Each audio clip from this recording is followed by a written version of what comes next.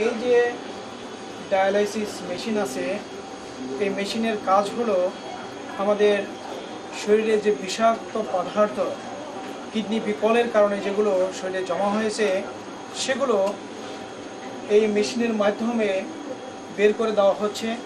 অতিরিক্ত যে পানি আছে সে পানি বের করে দেওয়া হচ্ছে এবং রক্তচাপ বেশি হয়ে যাচ্ছে, সেই জন্য এই পানি বের করে দিয়ে, অতিরিক্ত লবণ বের করে দিয়ে রক্তচাপ আবার নিয়ন্ত্রণে আনা হচ্ছে।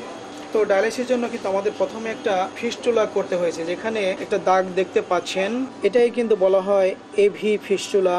এখানে কেটে আর্টারি আছে, আর্টারি এবং ভেইন দুইটা রক্তনালী লোকাল অ্যানেস্থেসিয়া দিয়ে, এটার জন্য জিয়ে দিতে হয় না, দুইটাকে সংযোগ করে দেওয়া হয় যাতে রক্ত সহজেই সরাসরি আর্টারি থেকে ভেইনে চলে যেতে পারে। এবং ভেইনে যখন প্রচুর পরিমাণে রক্ত প্রবাহিত হয় তখন ভেইনগুলো আরও প্রমিনেন্ট হয়ে ওঠে। এটা দেখলেই বোঝা যায় যে রক্তনালীগুলো অনেক মোটা মোটা এবং এখানে সুই ফোটাতে খুব সহজ, এবং তখন সুই ফুটিয়ে সহজেই আমাদের যত প্রয়োজন তত রক্ত আমরা টেনে মেশিনে নিয়ে নিতে পারি।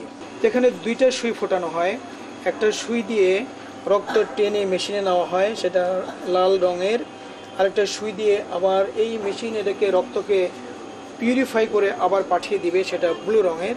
তো দেখতে পাচ্ছেন যে লাল রঙের যেটা, সেটা এই সুই দিয়ে রক্ত এখান দিয়ে এসে সেটা এইভাবে এখানে চলে যাচ্ছে, চলে গিয়ে এখান দিয়ে এখানে পাম্প হচ্ছে, যেটা ঘুরছে যেটা, সেটা এই রক্তকে পাম্প করে করে পাঠিয়ে দিচ্ছে কোথায়, ঠিক এদিকে এখান দিয়ে চলে আসতেছে সেই ডায়ালাইজার।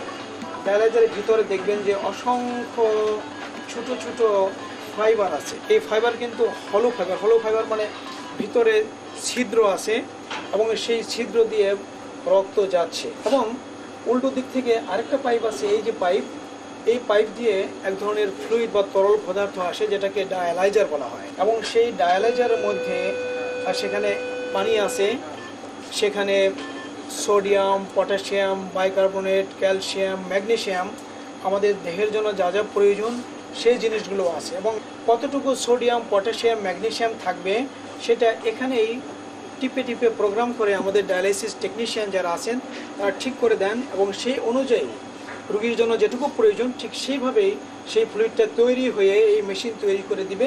তারপর সেটা চলে আসবে এই পাইপ দিয়ে এই ডায়ালাইজার দিয়ে ভিতরে এই যে ফাইবারগুলো আছে চিকন, সেই ফাইবারের ভিতর দিয়ে প্রবাহিত হচ্ছে রক্ত, আর ফাইবারের বাহির দিয়ে প্রবাহিত হচ্ছে এই ফ্লুইড। কিন্তু ওই ফাইবারের মধ্যে সূক্ষ্ম সূক্ষ্ম ছিদ্র আছে, সেই ছিদ্র দিয়ে বিষাক্ত বা পয়জনাস যে সাবস্টেন্স বা পদার্থ আছে সেগুলো এই ফ্লুইডে চলে আসে, এবং ফ্লুইড থেকে রক্তের জন্য বা আমাদের শরীরের জন্য যেগুলো প্রয়োজনীয় পদার্থ সেগুলো আবার রক্তে, অর্থাৎ ওই ফাইবারের ভিতরে যে রক্ত আছে সেই রক্তে চলে যাচ্ছে।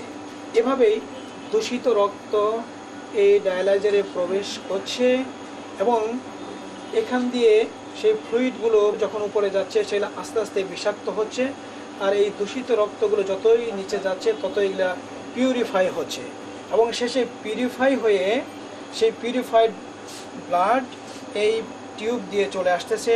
এইভাবেই এই মেশিন একটা দূষিত রক্ত আমাদের লাল লাইন দিয়ে টেনে এই ডায়ালাইজারে নিচ্ছে, এবং ডায়ালাইজারে দুইটা ফ্লুইড, উপর থেকে আসতেছে রক্ত এবং নিচে থেকে আসতেছে ডায়ালাইসিস ফ্লুইড।